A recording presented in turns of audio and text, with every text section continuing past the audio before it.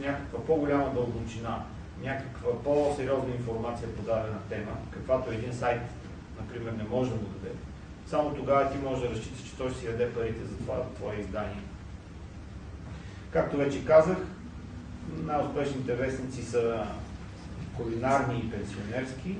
Същевременно има издания, които определен елит си купува само защото иска да се знае, че той се от това списание. Той даже понякога не го и чете, не го разлиства.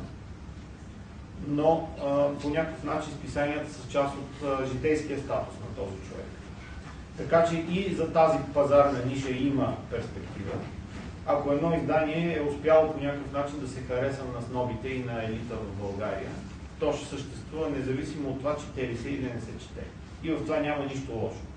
Той затова се иска, така да се каже, да знаеш как да накараш някои хора да ти купуват от суета, дори да не са сигурни от практическата полза от това, което ти им даваш.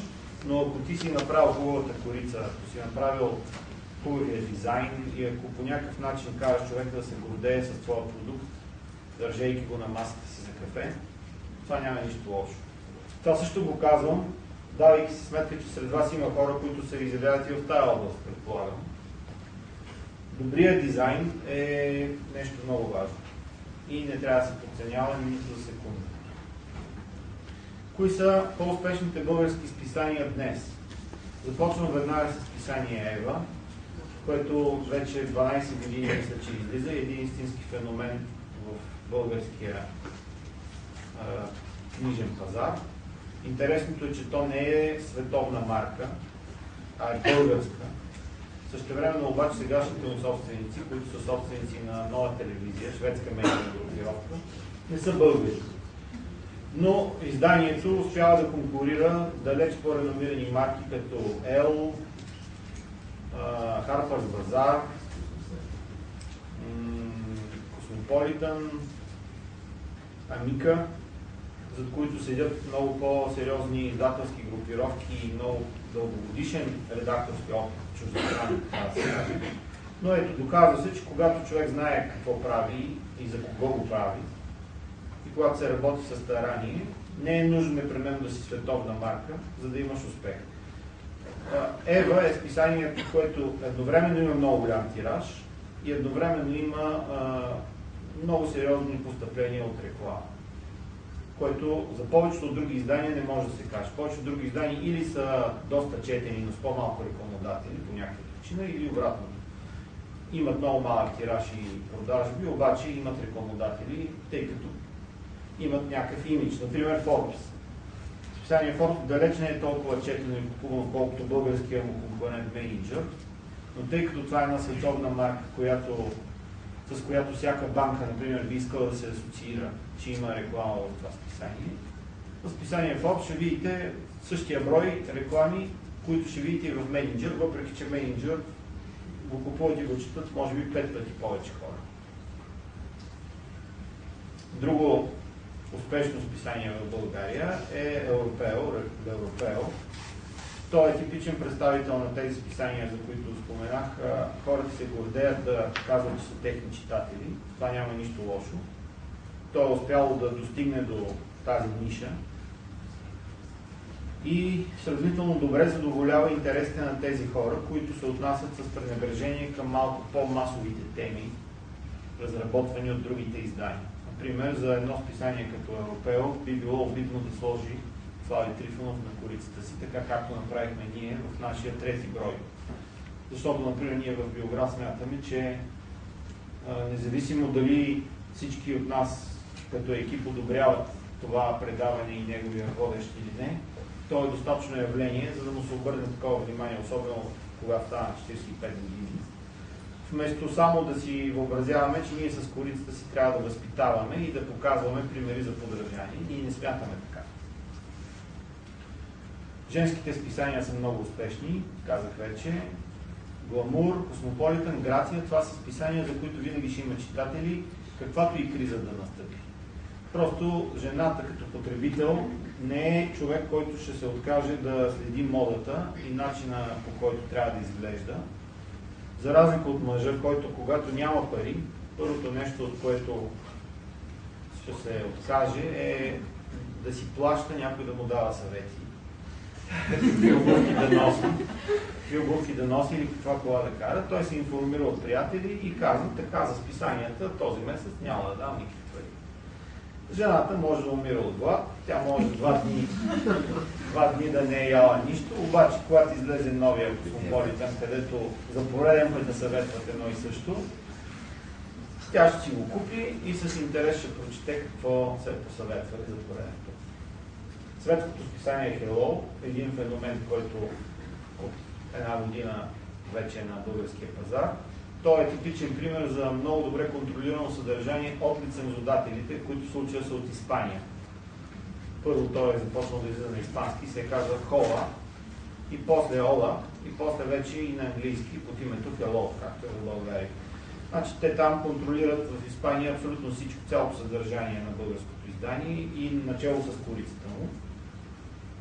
Примерно, когато наскоро редакторите са искали да сложат на корицата Любо Нейков, испанците изпаднали в ужас и до последния момент били против, защото смятали, че е много грозен. Няма достатъчно добър външен вид, за да бъде на корицата на такова лъскаво списание, но в крайна сметка българите се преборили с много фотошоп, успели така малко. Ако ви попадне някъде този брой, той преди 2-3 седмици излезе, обърнете внимание, да знаете, че тази корица е имала сериозни проблеми, за да види бял свят. Така както на времето в Playboy, американците не пожелаха Лили Иванова да бъде на корица. Защото не можеха да повярват, че 62 годишна жена представлява интерес за читателите на научното списание и в крайна сметка тази фотосесия излезе вътре, но не беше на корица. Въпреки че ако беше на корица, ще да има още по-голям успех. National Geographic, уникално съдържание, постоянни рекламодатели, заради това, че това е на световна марка. Има и такава телевизия, знаете, и лоялна аудитория. Типичен пример за един добър бизнес модел в България. И стигаме до биограф. Това, което мога с гордост да кажа, без да прекалявам по тази тема, е, че за 8 месеца сме успели да създадем някаква постоянна аудитория от читатели, която непрекъснато расте. За мое очудване, все още има хора, които едва сега научават за това списание и с голям интерес се обаждат в редакцията и искат да си купят стари броеве. Оказва се, че каквито и усилия да полагаш да се рекламираш, за да достигнеш така пълно покритие до масовото съзнание, трябва да мине близо една година. Много редки са случаите, в които за по-малко от една година някой може да създаде някакъв феномен на вестникарски или на книжния пазар в България. Надяваме се ние през лятото вече да можем да кажем, че сме го постигнали. За сега все още вървим по този път. Но който му е интересно, може да дойде в Хеликон в 5:30 и да чуе повече подробности за това списание. Просто сега не бих искал да акцентирам върху него. Търговския модел. Как се развиват чисто търговски на печатните медии?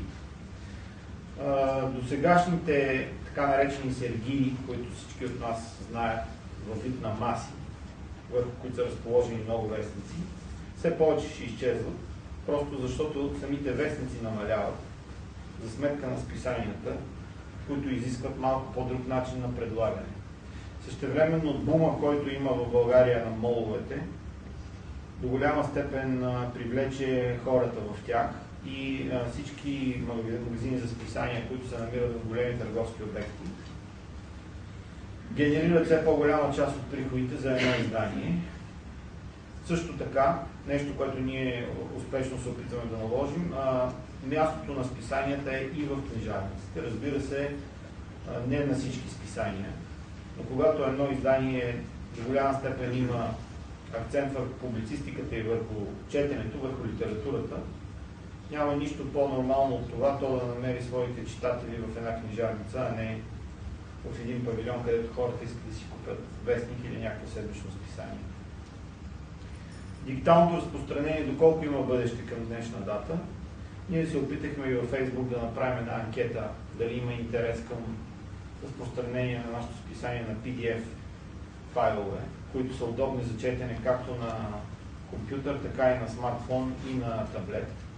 Изключително удобно е, аз ви уверявам, като човек, който го прави това нещо. Оказва се обаче, че интересен не е чак толкова голям, колкото, например, аз съм смятал, може би защото съм съдил по себе си.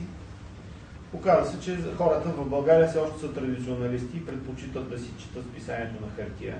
Много малко са тези, които са в чужбина или в някои по-малки градове, където то не достига, които биха били съгласни да дадат, примерно, половината от цената за изданието на хартия, да я дадат, за да го имат на файл, около 60-70 мегабайта, който да могат винаги да си го отворят на всеки един носител, който притежава. Така че за това нещо е рано. Аз често обичам да казвам, искам си в един момент да заспя някакъв зимен сън, 5 години да спя, да ме няма и след 5 години да се събудя, когато дигиталната технология е успяла да навакса кризата, която е причинила на хартиените издания. В момента сме в този преход, за който вече споменах, който до голяма степен създава объркване и хаос в много журналисти какво да правят тук нататък. Надявам се ви да не сте след всяка. Ами това е. Това бях подготвил като изложение. Надявам се да ви е било интересно. С оглед на това, какъв е моят досегашен опит в писанията, можете ми задавате въпроси, свързани с абсолютно всички издания, далеч не само с биограф. Разбира се, аз правя оговорката, че всичко, което казвам е мое лично мнение, не ангажирам с него нито една фирма и нито едно издание, за които съм работил. Ако искате нещо да ме питате, което би ви било интересно, с удоволствие ще отговоря. Ако не, няма да ви губя времето. Може би искате да попитате нещо, ще се сетите после, когато вече... Аз ще попитам нещо, те може да спомни след предваря. Понеже дадохте пример с преса, може ли да се каже тогава, че има други, и така, и понеже има криза с приходи от рекламодатели, може ли да се каже, че има и други приходи по друг начин? Да, в това няма нищо лошо. Тоест, като не излиза сметката на преса, може ли да се каже, че тогава е ясно... Те не могат да преценят все още. Нали, винаги има един стартов период, в който ти си прежалил един бюджет, знаеш, че ще го изхарчиш и се надяваш, когато този бюджет свърши, вече да си стигнал до стадия, в който можеш да се самоиздържаш. Според мен това няма как да стане. Поне не и при този щат, който един такъв вестник има. Както разбрах от 109 души, те се гордеят, че са толкова малко, защото в 24 часа били 200. Същевременно в един вестник като Уикенд, защото журналистите там по някакъв начин са ми близки, аз все пак пиша и в него, знам, че там работят 30 души. Да, вярно е, той е седмичник, обаче 96 страници. И истината е, че са дошли времена, в които работа трябва да се оптимизира. Свърши вече този социализъм, който е бил допреди няколко години, в една медийна група или в една редакция, в една телевизия, в един сайт, да седят много хора, да се чуят какво да правят, по цял ден да се черпим кафета, да излизаме да пушим и така нататък. Ние българите много обичаме това нещо. Имаше такъв период, 3-4 години, в който при този бум на издания, страшно много хора решили, че могат да станат журналисти. Откриха, че въобще не е толкова трудно, дори нищо да не направи цял ден, даден човек. Той пак си взима заплатата в края на месеца и си мисли, че такъв е живота. Това никъде го няма по света. Навсякъде на Запад хората работят много повече, отколкото ние тук в България си мислим. Ама и вземат повече. Ами да. Колкото и да работя, не могат да стигнат. Така, със сигурност ние взимаме повече, отколкото заслужаваме. Така ще кажа аз. Поне аз не познавам човек, който да работи много и да се оплаква, че няма пари. Казвам ви го неотговорно. Работа има за целия китайски народ. В дългогодишната си практика като редактор съм се нагледал на случаи, в които някой иска да получава пари. Аз му давам, ти му даваш в ръцете занимание и му казваш какво искаш от него и той не иска да го направи и не иска да вземе парите. Предпочита да си намери оправдание защо няма да го свърши, отколкото да го направи, да вземе парите и да каже: Боже, аз съм щастлив. Колко пари взех на края от това. Нали, любимото занимание на повечето хора е само да мечтаят, да казват, че искат нещо, да казват, че нещо не е добре направено, че те биха го направили по-добре. В момента, в който получат шанс да покажат дали могат да го направят по-добре, се оказва, че има друга работа, не мога, заед съм сега, баба ми има рожден ден, бях болен и така нататък. Това нещо се повтаря през годините във всички издания, в които аз съм работил. Разбира се, не всички хора са такива, има огромни изключения. И точно тези хора, които са изключенията, са успешните и вие ги виждате да имат успехи.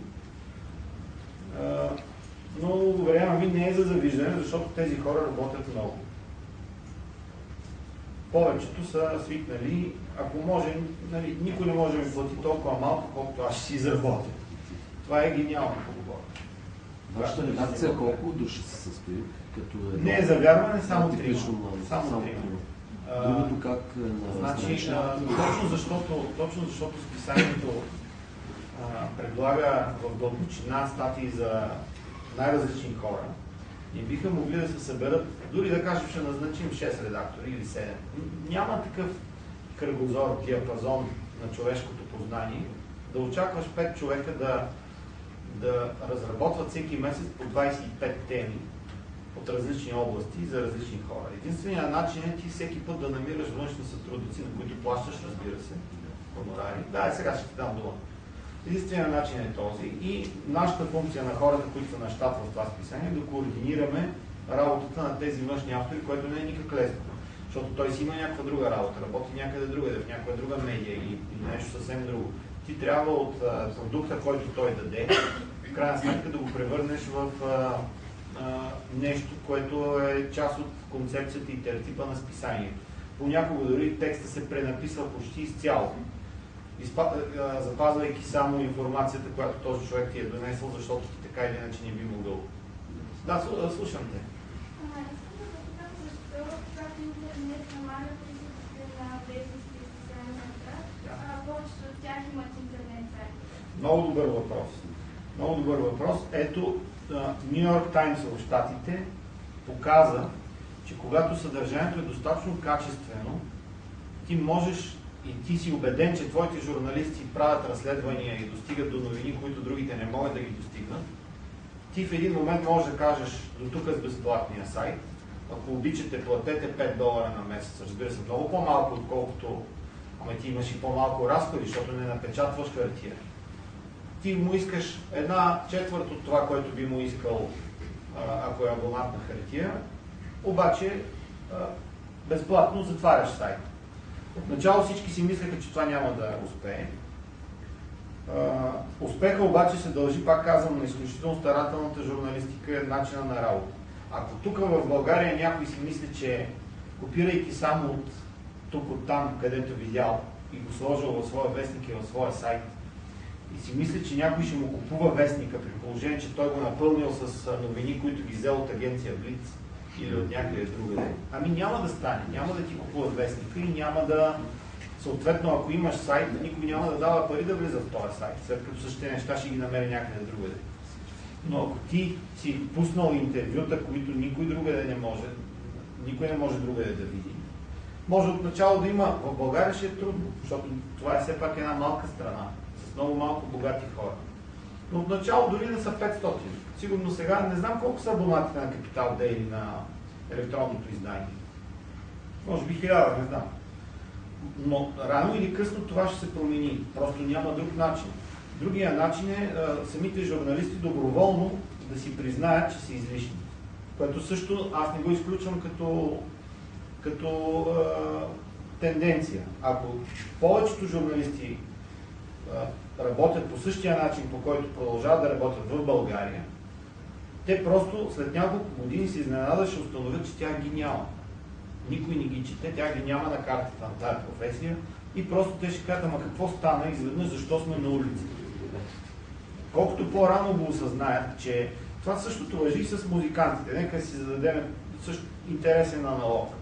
Все по-малко хора си купуват компакт дискове. Аз не знам вие кога за последен път си купували диск. Лично аз имам няколко хиляди диска вкъщи и не си спомням кога за последен път съм го хванал да го сложа в плеера и да го слушам. Едно нещо не го ли имам в компютъра си, като файл, то не съществува за мене вече като заглавие.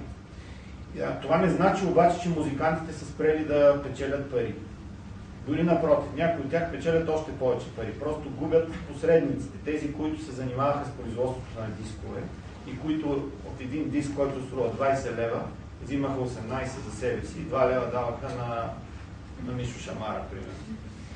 Сега има възможност Мишо Шамара да издаде нов албум, да каже дайте ми 2 лева и си го изтеглете от тези кой си сайт. На Запад това нещо се случва и то много успешно. Групи като Radiohead, като Coldplay си пускат албумите без никакви издателски компании за тях и директно, даже Radiohead обявиха кой колкото иска толкова да даде за нашия албум. Ето ви го, изтеглете си го безплатно. И като теглиха чертата после, след доброволните дарения на слушатели, спечелили повече от новия си албум, отколкото ако им го издаде на компанията Warner Music, примерно, която щяла да им прибере 80% от приходите. Така че надявам се, отговарям по някакъв начин на твоя въпрос. Без интернет не може. Всеки, който си мисли, че ще заобиколи интернет и ще си каже, ето аз няма да правя уебсайти по този начин и ще спечеля, губи. Защото по този начин, за много хора вече нещо не съществува в интернет, не съществува изобщо. Той, ако не може да прочете на дигиталния си екран дадена информация, ако трябва да си купи вестник, за да я научи, той по-скоро няма да я научи. Тук не говоря за пенсионерите, пак казвам, не говоря за нашите родители и баби и дядовци, които, ако не видят програмата на хартия, телевизионната, тя не съществува за тях. Той не може да си представи живота без седмичната програма за телевизията, отпечатана от вестник Борба. Бабите ходят в интернет по селата. Ами да, това е един процес, който никой не знае как ще завърши. Да, в момента има бум на хора над 50-60 години, Казвам да се се купи интернет. Все още е рано. Тия хора се ориентират. Може би до няколко години този, който успее да намери начина да печели от тази огромна маса житейска в дигиталния свят, да накараш ти баба си да си даде там от пенсията 10 стотинки за нещо. Точно за куби. Тези хора ще имат голям успех. На този етап тя отива, колкото и малко стотинки да има, вестник трета възраст си го купува. Нали, това също е мит, че българина, понеже нямал пари, затова не си купува. Не е така. Българина има за всичко достатъчно пари, стига то да е достатъчно качествено и да му предложиш нещо, което си заслужава той да извади. Например, когато си излезе хубав филм по кината, какво като са 7-8 лева билети? Не можеш да намериш за Аватар място, къде да влезеш да го гледаш. Или Мисия Лондон, когато излезе. Но защото филмите са хубави. А когато някой не си свършил работата добре, най-лесно му е да каже, той има криза, българина вече не дава пари за кино, българина не дава вече пари за списание, българина не дава пари за книги. Ти направи хубаво издание, дай си труда, направи нещо интересно, ще намерят хората пари. Съгласни ли сте? Други въпроси? Ако няма... Последен, защото ми е много интересен. Понеже казахте много неща за, как да кажа, в контекста, поне много неща за управлението на всяка една медия. Да. Каква е ролята в България на медийния менеджер, независимо дали е редакционен директор, главен редактор, шеф на някое издание като преса или биография, така нататък? Редакционният директор повече координира. Редакционният директор е този, който трябва да си дава сметка и за търговската страна на нещата, и за съдържателно. Повече за търговската. Например, ако искаш да привлечеш един рекламодател, е хубаво по някакъв начин да го убедиш, че неговия бизнес може да присъства в твоето списание и не само като чиста реклама, а по някакъв начин и като част от съдържание. За тая цел трябва да има човек, който да осъществява това посредничество.